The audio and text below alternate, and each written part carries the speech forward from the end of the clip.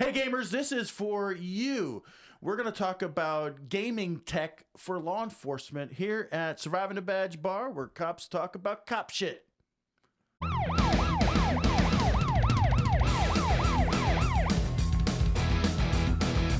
All right, LT, you're a big gamer, right? You play. I am. My last game I played was Atari or Pong.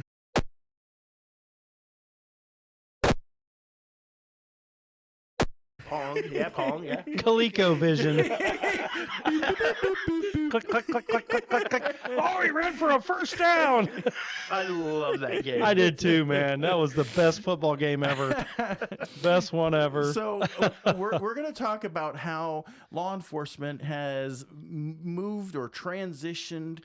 Let's say criminal justice, because it's in the courts too. It is. We're going to talk about how they have transitioned into essentially gaming technology, VR. Fire service. I mean, nursing. I mean, they're using the VR tech and stuff for nursing, for surgery, to practice. Yeah. It's all over, man. So let's go into a little bit of history. We're going to start with firearms because that's kind of what I like. Since the beginning of firearms and firearm tech, we always try to be more accurate, have a better way of firing. I mean, in the beginning, they used to shoot at melons and logs and things like that. And there's a book out there by Lieutenant Colonel Dave Grossman, and it's called On Killing. And they did a study of Civil War Gettysburg rifles. So they did a study, and at Gettysburg, which you know what I'm talking about, See? LT. So they found all the hundreds and hundreds of rifles, these flintlock rifles and percussion cap rifles that had musket balls still in them that were never fired.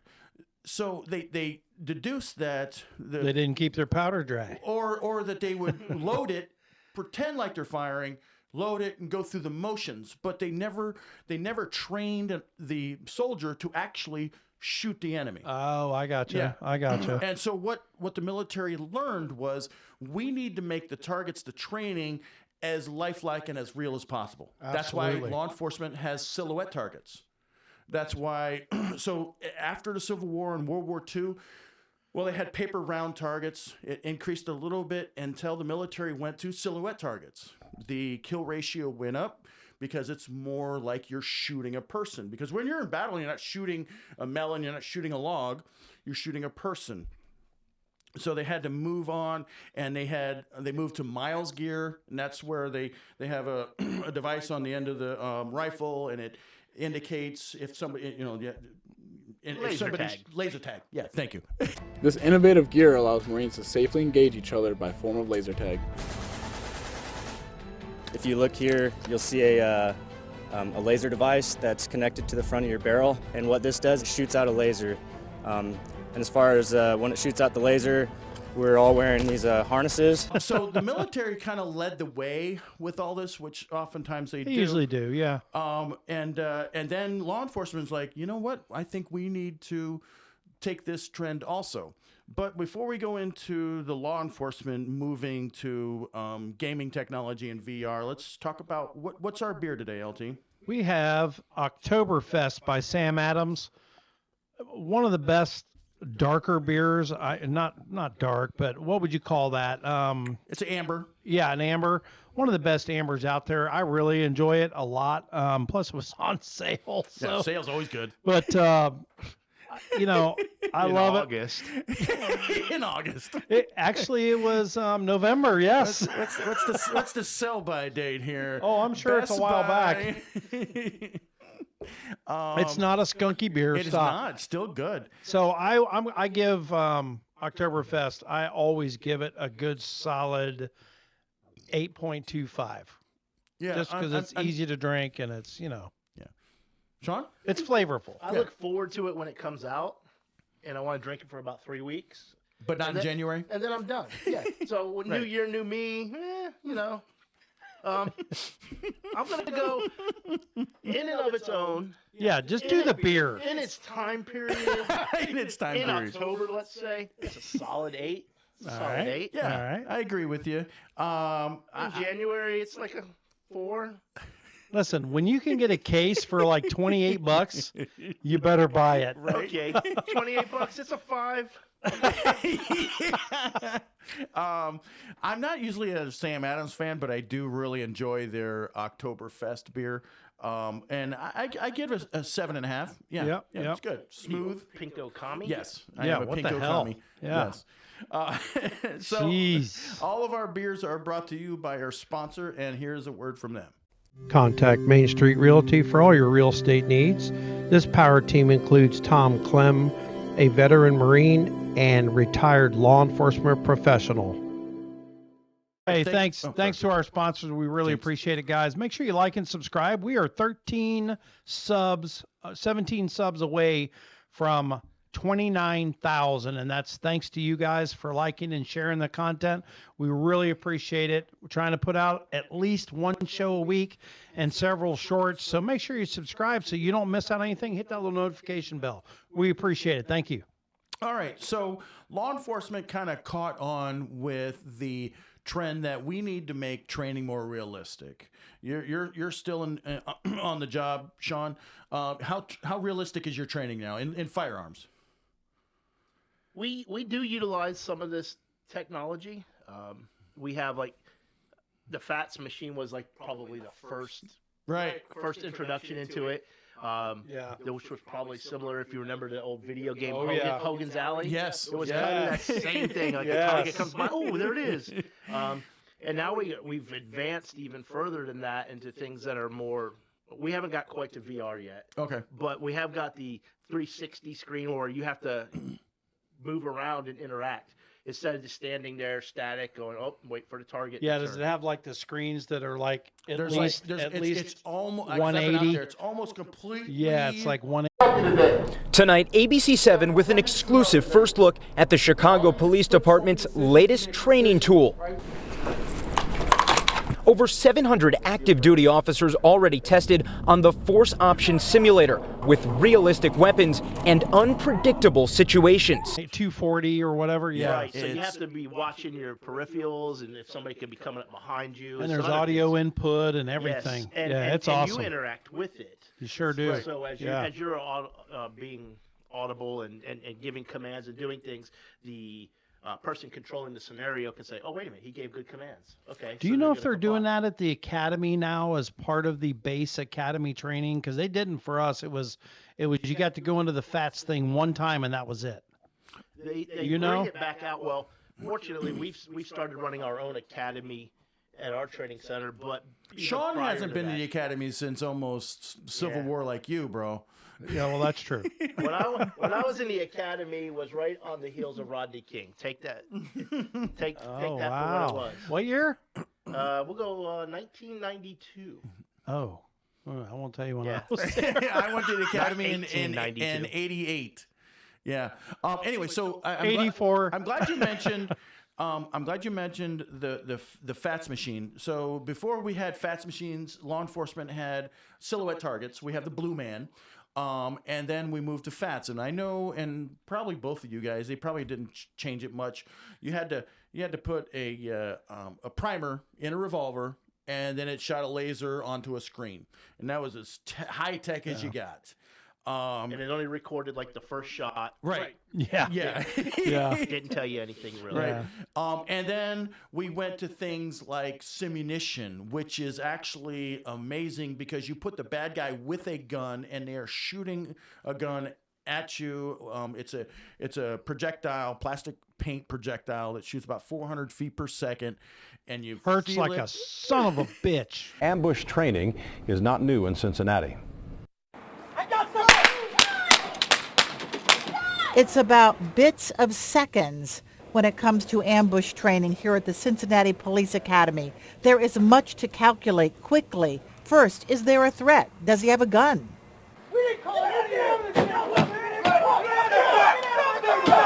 If it's just they're angry, But you're in it and you're trying to engage, you're trying to move, and it's realistic. And I'm glad it had some pain aspect to it because it made you get behind cover and make sure you were watching your ass, because I'm telling you, it would leave a welt that big around and a black and blue mark. That shit hurt like hell, man. Oh yeah, well, I can tell you early paintball gun stories where Camille and I we were kind of novice in this, and we have a friend that was like, oh God, gung ho paintball. Oh, I know. And so we go out to this paintball field, and we don't have our own stuff, so we have to rent something. So it's like giving us a slingshot while this guy's got Newsy, and he's got the auto loaders, the big drum. 9,000. Oh yeah. And for the agency we used to work for, I used to bring that paintball guy as our bad guy. Yeah. And paintball guys, they have a different mindset. He's a sicko, man. I love him. Listen, I love him to death. But he's a freaking sicko, dude. That son of a bitch loves pain. I mean, you'd shoot him and he'd just look at you like, bring it.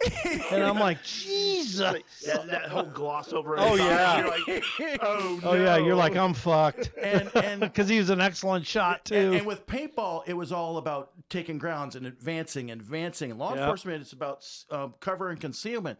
And he would advance, and it was brutal. Ever. Yeah. He hated that shit. Yeah. The important thing is the reality of the training. Oh, it was awesome. And then so simunition is good, and then with your training, and a lot of agencies are going to that 270 or whatever it is, and we've brought our students to that. And you're absolutely right. If you and I've watched a lot of them, and some of my students are like, shoot, attack, and then it turns bad. And then some of my other students are like, hey, we talk them down, right, and then they can branch off. It's really nice. Right. It is. It branches off according to your response, which is amazing. They have some that if you don't take cover, there's a gun that will shoot like a ping pong ball, and it'll hit you to ensure your coverage. Yeah.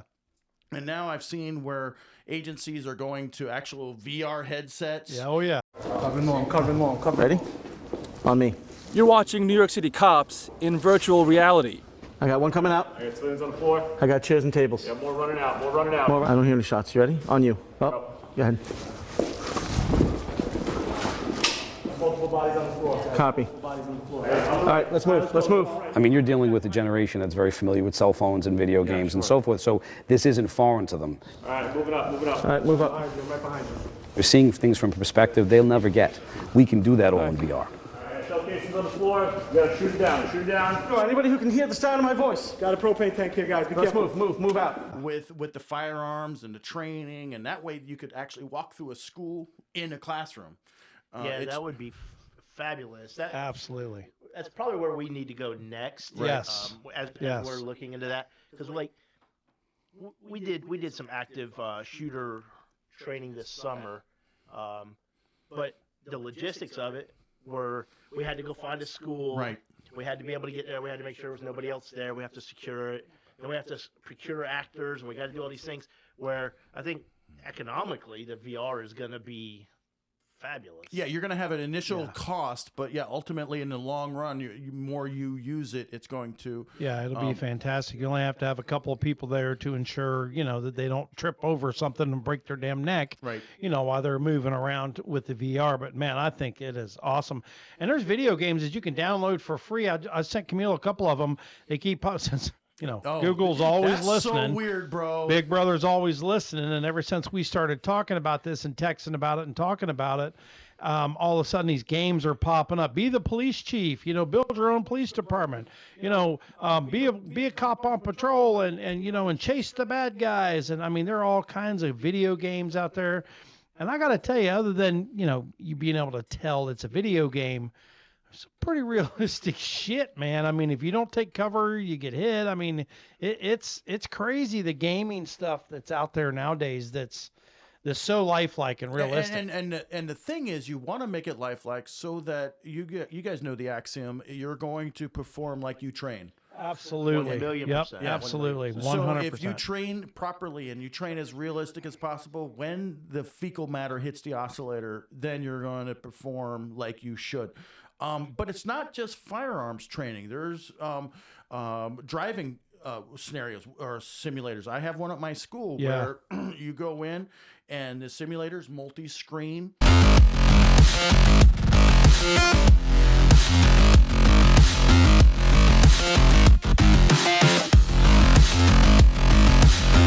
If you drive over a curb, the seat moves. You have seat. Dude, that some bitch is hard to drive. It's a simulator. Did you get to get in it yet? No. Dude, it's freaking hard to drive, bro. I look like a complete freaking novice in that thing. I was running over curbs all over the road. I mean, it's yeah. You never played pole position when you were a kid? I thought I did. Hell, I used to race NASCAR online with guys running 200 miles an hour bump drafting. I get in this thing and I look like a freaking 10-year-old driving it. You're trying to talk on a radio. You're using the hitting the blue lights, the sirens. You're it trying was to crazy. round corners. It was crazy. But it's a really good thing. It gives you 100,000. You could pit maneuver. Yeah. And he wouldn't let me do that. Imagine that. So, and then I was doing some more research for this episode. They have patrol simulators where you can, actually talk to people and engage and respond to that kind of stuff. And crime scene. I was at a meeting, and I'll try to. I know some of my students took videos of it. It'll embarrass the hell out of me, but I put this VR headset on, and it's in a little meeting room, and there's a crime scene. Messy. But it looks like maybe he's just a messy person because there's stuff kind of sprawled out everywhere. Morgan Urban is virtually walking through an apartment and describing what she sees to her note-taking partner, Sam DeCosmo.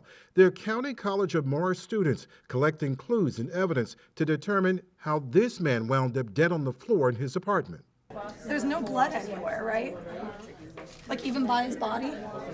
It's just an exercise, but one meant to train students in how to work a potential crime scene using not the usual dummy on the floor, but virtual reality. You have a crime scene kit, and you have these gloves on, and you reach into the kit, and you get the camera, and you're taking pictures, and then you put it back, and you walk over to the body, and you go into the kit, and you pull out a swab, and you take a blood stain, and you put it in an envelope, or an evidence envelope. I mean, just that's cool. Amazing. That's pretty awesome. Amazing, really cool stuff. Yeah. I wanted to buy one for my school, but it's like $12,000. It's actually not bad though. I mean, maybe for a high school, but I mean for an agency though. Yeah. To do that. I mean, wow. It's pretty cool. I mean, there's a competition that I'm hoping that I'm going to have my students do it anyway, just to, why not? And then on the way here, my daughter, we were talking about tonight's episode, my daughter sent me an article of a judge in Florida who had put on a VR headset and viewed a crime scene reenactment. The defense attorney in this case says what you are about to see is a first in any courtroom statewide. We are talking about a virtual reality experience admitted as evidence during this court hearing. This is when he pulls the gun out, when he's backed up against the bar. At a stand your ground hearing Tuesday, Nobody backs off. a Broward judge peered through a virtual reality headset. These people are coming into his space, right? And he's backing up. So as not to be injured like his wife. For an immersive experience an artist designed to illustrate this defense expert's opinion. It's like a chest-to-chest encounter. It was a aggravated assault that happened at a wedding, and they did this reconstruction of all this, and the judge is looking through it to determine if it's going to be allowed in the court. It's so many different possibilities that this technology is going to. I know none of us probably have the knowledge to understand that, but it'd be interesting to know how do you film that? So, I mean, we can walk through a crime scene with the old Beta Vision camera on our shoulder and take a video that we bring in, or we digital video camera that we use, but that wouldn't give you that VR quality. It's kind of like what they use for the realtors, where it's that they set cameras up all over the room, and then they have one center camera, and it takes a 360-degree view of it. Only theirs is like a video instead of a still shot. It's crazy the freaking technology they have to use for that. You guys, I don't know if you guys had them when you left, but I know you guys have the total station.